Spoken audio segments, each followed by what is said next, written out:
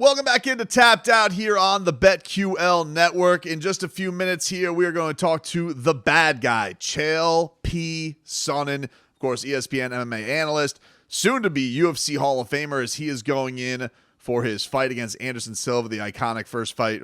But before we get into that, we're going to talk to Chael a lot about this upcoming main event, Dustin Poirier, Islam Makhachev. One of the things that when I've bet this fight and I've looked at this fight, the value there to me is on Dustin Poirier. I understand why Islam Makhachev is the favorite. First of all, favorites with grappling, it just goes hand in hand typically, unless there's like a big record or discrepancy in the amount of talent that they've taken on.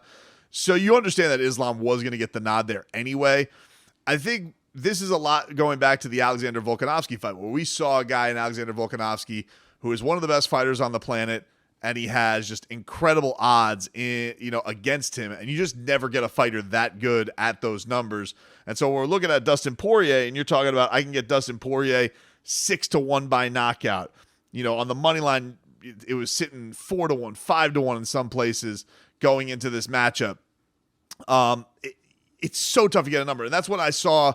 I saw Dustin Poirier by knockout last week as high as plus 750, and that was the first bet that I jumped on, just because, again, this guy is one of the best boxers, one of the most damaging punchers in all of the sport.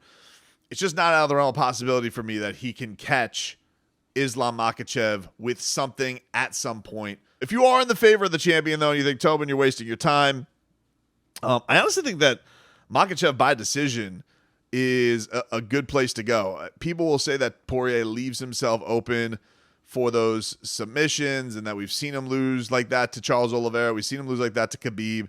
I get that. That is why submission is the lowest method odd at plus 105 for Islam. But Islam by decision at 4-1. If you do like Islam and you don't want to pay the minus 650 for him, Dustin Poirier is a tough guy to finish just in general. Islam will, has just not shown that he's as dominant as Khabib Nurmagomedov, that he will have those moments. And I just think that for me, him getting the nod because he can control the ground, like if you're going to go safe bet with the favorite, but you're going to get the most value, him by decision to me is the best play there. So we'll get into it right now with the bad guy, Chael P. Sonnen, ESPN's Chael Sonnen, as he is going to be on the broadcast this week on the analyst table for UFC 302 in New Jersey. ESPN's own MMA analyst, the bad guy, the legend, Chael Sonnen, joining us here. You guys, of course, can also watch him on the new ESPN show, Good Guy, Bad Guy, with the great Daniel Cormier. Chael, thanks for the time, man. Really appreciate it. People vacation in South Florida, by the way. My wife just hit me up. She wants to go on vacation in South Florida. Is it like something you do? I don't think Disneyland's there. Do people come and beaches or something like that? Beaches, snorkeling. We got alligator boat rides if you're into that, Chael. All kinds of different things. All right, so she's not putting me on. Like, this is an actual serious question. South Florida is a destination then. That's what they say. It's definitely better than that. I'm sorry that you're in New York. I mean, I know that's got to be hellacious for you being. They took this beautiful town and they just cover it in concrete, and then everybody acts like that's something cool. It's awful. Pizza's $1 in New York because pizza's worth $1 in New York. But back to you, please. What were we talking about? So Dustin Poirier. He's got to fight this weekend. Hey, Dustin Poirier's got to fight this weekend. Make sure you let people know. They're going to want to know that. Like, if they're fight fans, they're going to want to know that. They're going to want to know that, but he keeps telling us he's jumping this gilly, right?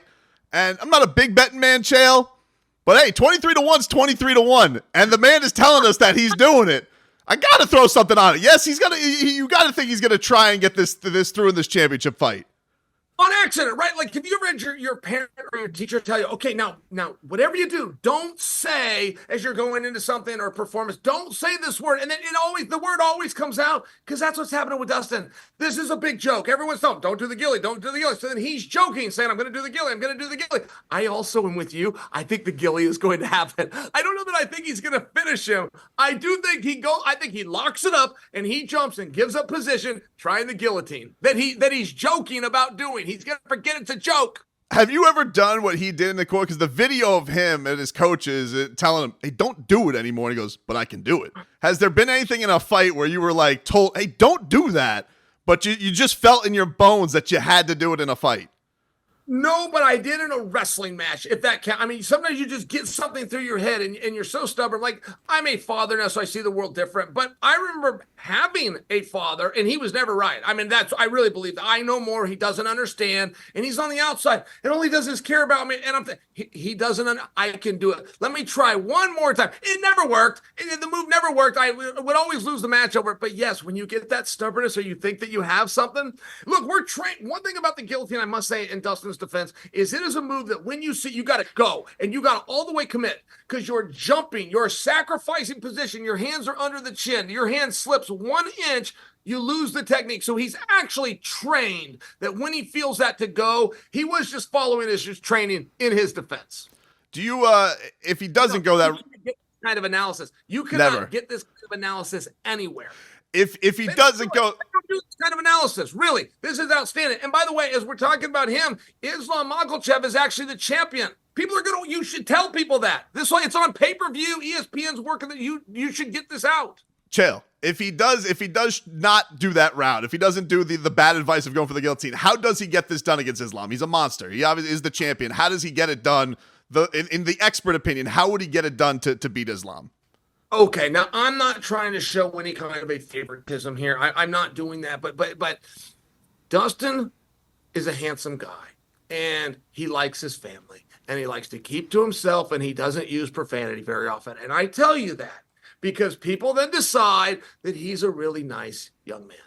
He is amongst the dirtiest, grittiest cage fighters I have ever seen, and there is no point in that match where he is going to check out. There is no point in that match where he's going to concede to Islam or he's going to think Islam's better. And a lot of guys do. You lose a round, maybe you lose 2, maybe you lose 3. Now, the fight's out of control when you've lost 3 rounds. That's simple math. There's only 2 left. Well, that was the situation he just found himself in against Saint Denis. He lost 3 straight rounds, won 1 exchange, and put him down. And so when you ask how can Dustin win, Dustin's going to lose moments of this fight, for sure. He's going to lose exchanges, for sure. He's going to lose positions, and he's most likely to lose rounds. I cannot guarantee you he's going to lose the fight. He only needs to win 1 second to win the match, and Islam knows that. And that actually makes Islam a little bit more dangerous, but I'm sharing with you, Dustin's one of those guys, man. They love to say, when announcers don't have anything else to say, they like his low-hanging fruit will say, don't blink. No, when Dustin fights, it's real. Don't blink. Don't assume you know anything. Do you feel if Islam gets this done, the idea that he could match up to the legacy of Khabib, is that a possibility? Do you feel like this man really does have the chance to match the guy whose shadow he kind of came into the UFC with? He's going to have a very hard time for a couple of reasons. First up, he doesn't want that. He's going to be the first to push back and say, no, don't do that to me. Nate Diaz did that with his brother Nick. As Nate's star started to rise, he would go out of his way to say, Nick is the general. Nick is in charge. It was just one of these very sweet things. But when we, the media, started to understand how important that was, and I'm just sharing because it's just opinion, right? Like those two are never going to actually compete. You have Dustin Poirier here. That's very relevant because that's a common opponent. And you see, when you are fighting for that legacy of Khabib, when you have a common opponent, you not only have to beat the guy in Dustin, you got to beat him faster and you got to beat him easier, or it goes against your perceived legacy and that narrative. So, but Islam does have a way to go, by the way. In his answer to outdo Khabib, it's not to be 29-0 because he already let that O go, but double champ status, which is something that Dana White has already offered Islam. Few people know that, but at UFC 300, Dana already suggested that opportunity. I'm going to bring that to you now. You know what? I'm hearing myself right now. You cannot get this kind of analysis. This is top shelf MMA coverage. I mean, you are so fortunate to have me on right now. This is amazing. I'm hearing myself. It is an amazing job I'm doing. This is why you're a Hall of Famer, sir. This is why at the end of the end of the month, you're going into the Hall of Fame. What did that mean to you? Man, it was so cool. You don't get surprises in life, and like I don't expect anybody to like have my already charmed experience that get a little more sprinkle on it. But for me, man, it was the coolest thing. My mom didn't know. She always watches. She wasn't watching. My wife was there with me at the venue. It was a complete surprise. Looking back, there was some something. I could have known something was up, but I didn't. They brought me down to cage side and said I was going to do an interview with Megan O'Leary. I thought I was doing an interview, so it was awesome. You know what? It was awesome. Are you excited this boxing match that you have coming up with Anderson, that it's all kind of going to be in the same time frame?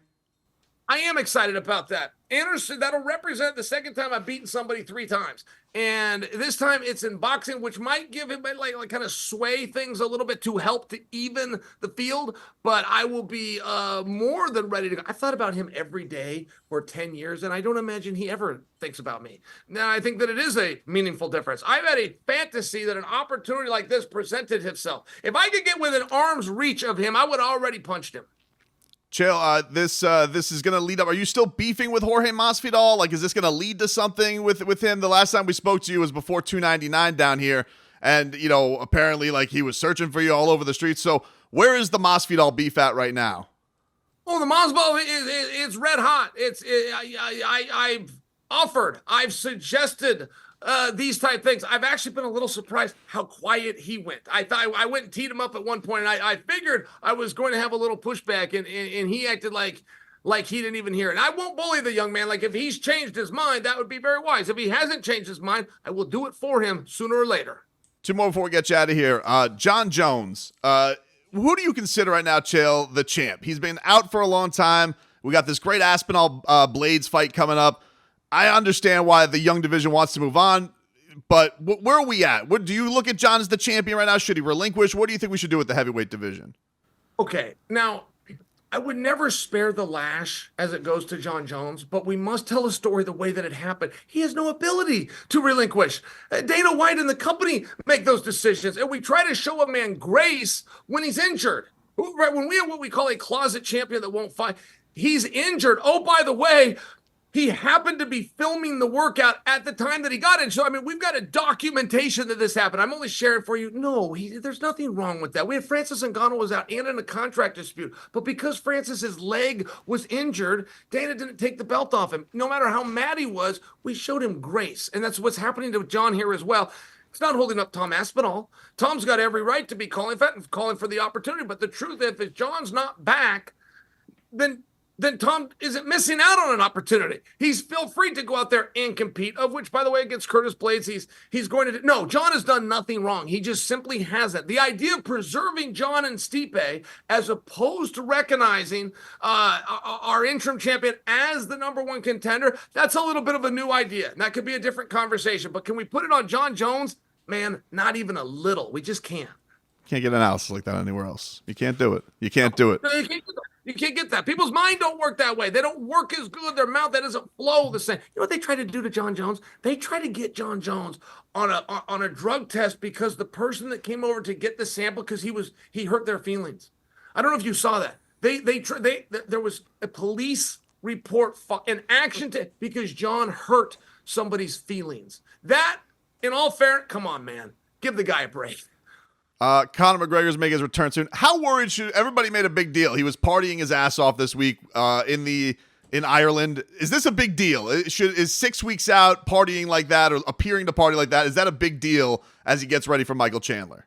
Yes, it is, because he already has a big problem. And the problem is that he's not doing this at 155 pounds. And where that becomes relevant is like what you weigh. It's not some magical thing that because you paid $9 and bought some guy's book on Amazon that can tell you about. It's calories in versus calories out. So if you're not weighing what you used to weigh, then you either took in more calories or more than likely you didn't burn as many, which means you're not training as hard. That is the bigger story because that speaks to discipline. And that's one thing that Chandler had. Chandler was willing to go 55. He's willing to go 57. He's willing to go 87. McGregor needed 170. And I do think in light of that, where you're going to be somebody like me and you're going to stand back and you're going to question that discipline, because should you have to go the duration, which is into the 5th round, you don't get there on your good looks. You don't get there on good DNA. You don't get there on experience. You have to have those lungs under you from paying a price in the gym. And I just bring it to you that when you see Conor doing something like that, a lot of times it's marketing. This guy appears to always be a step ahead. Not for nothing, the club that he was partying in, he happens to own. So there is an angle there. And the whiskey he was pretending to drink, he happens to own the brand. There is an opportunity. There was nothing more in that bottle than water. We don't truly know. And a lot of times with McGregor or any great magician, look at this hand so you don't see what this hand is doing. On the other side of it, there's a chance that he is unfocused, and that he's starting to tell a story of which is excuse. In all fairness, and a lot of athletes, no matter how great, do this. They will start to lay a foundation for an excuse ahead of time. That isn't something that somebody as confident as McGregor, who sold confidence, would generally do. But he chose not only to go and do that, he chose to make sure that it was videoed, and he released the video. He's telling a story of some sort. Chael Sonnen, go watch him. Good guy, bad guy. Watch his coverage this week. UFC 302 on ESPN. You can buy the pay-per-view, ESPN Plus. Our guy, Dustin Poirier, against Islam Makhachev. Look at the biggest arms in West Lynn, Oregon right there. Hall of Famer, thank you so much, Chael.